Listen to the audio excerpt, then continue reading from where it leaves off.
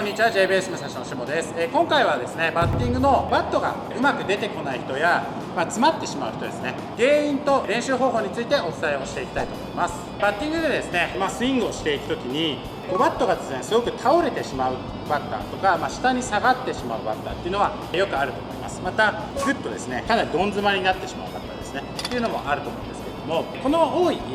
原因ですねについて今回は一つお伝えをしていきたいと思います。結論から言うとですね、これは回転力で、特に前の肩の動きですね、前の肩と肩甲骨、その含めたこの鎖骨だったりとか胸っていうのも含まれてくるんですけれども、この動きは悪いということがあります。例えばですけれども、トップハンド後ろ手側で押し込むって言われたりしますね。でこの時にグッとグッと力強く入れていくと思うんですけど、このこと自体は全然悪くはないと思います。腕がしっかり曲がった状態で体に近くあることで、一つの物体として力が入りますし、腕が動ける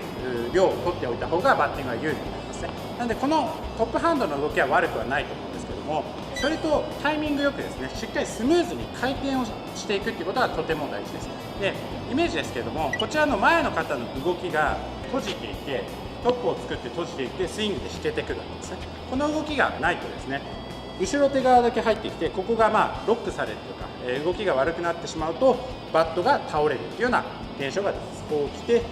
こうですね、こういう現象が出ます。でこのままスイングしていくと下がるだったりとか、もしくはですね、うまく腕が曲がってこないと、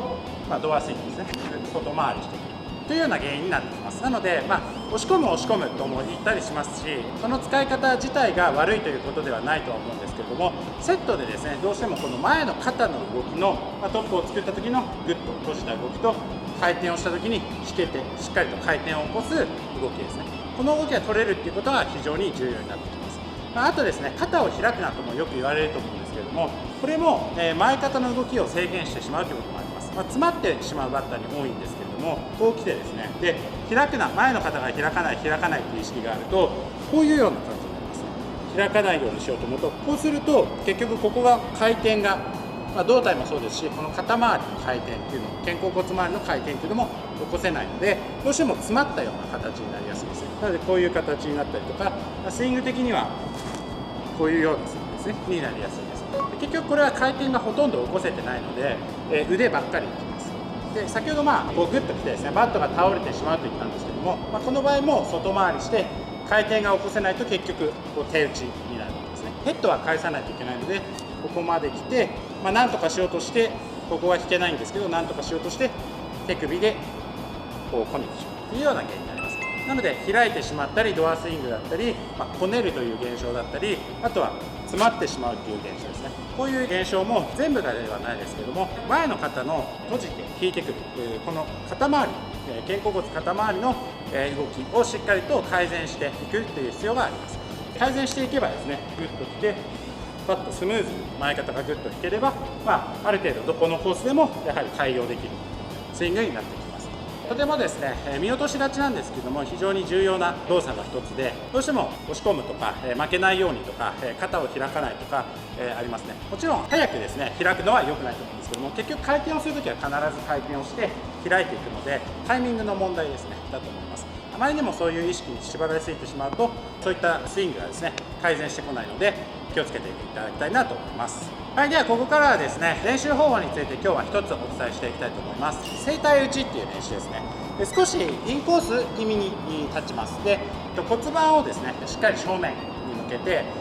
ちょっと練習してて難しいなと思う方は少し半身ぐらいで大丈夫です。こういう感じですね。で結構インコース目に構えます。でこのまま、前の肩を1回グッと引きます。であとはそのまま普通にスイングをしていくんですけれども、インコースにすることによって前のこの閉じて引く動きですね、この引く動きがしっかり入ってこないとパッとインコースに持っていくっていうことはできにくいですね。このまま、外側っていうのはあまり引く動きっていうのは当たるまでは入らないので、このちょっとインコースにしてしっかり前側の引く動きが出ないと打てないコースに設定をしてやっていきます。ではやってみたいと思います。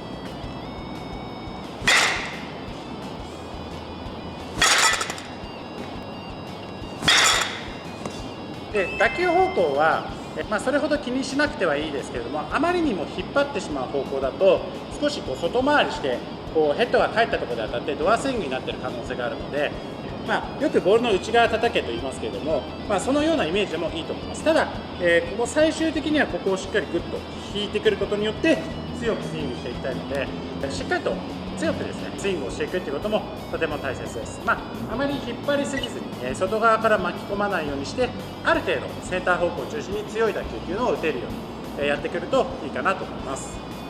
ではいきます。少しインコース寄りですね。リタッチます。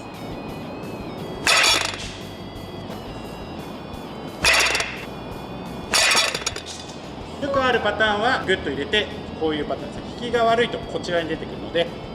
外側から出てきます。あとですね、いけてなくても向きだけこう変わってしまうっていうのもありますね。これは横から見たりすると前側を大きく振ってるようにして、いいスイングに見えるんですけども、結果これはスイングをしてるわけじゃないですね。向きを変えてこういう感じでいってしまうので、逆に手打ちになってますね。スイングの距離を短くして